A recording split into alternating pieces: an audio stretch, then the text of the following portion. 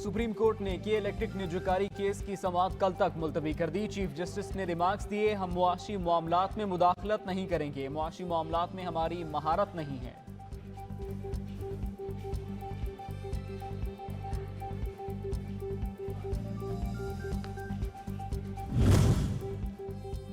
आमदन से जायद असासाजात केस, उस्मान बुज़दार आज नैब लाहौर में पेश होंगे। ज़राए के मुताबिक नैब उस्मान बुज़दार के खिलाफ 9 अरब से जायद मालियत के असासाजात बनाने पर तहकीकात कर रहा है।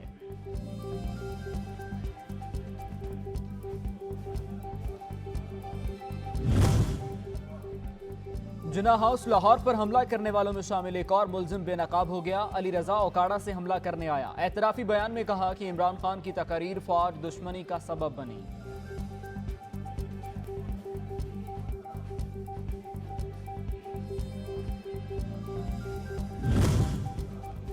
इक्तिसादी राबता कमेटी का इजलास आज होगा। विफाकी बजट के अहदाफ और तरक्याती मंसूबों की मंजूरी के लिए इजलास मंगल को तलब। आइंदा माली साल के लिए तरक्याती मंसूबे और मुआशी अहदाफ की मंजूरी दी जाएगी। नए माली साल के लिए 2659 अरब रुपए के तरक्याती बजट की तजवीज़।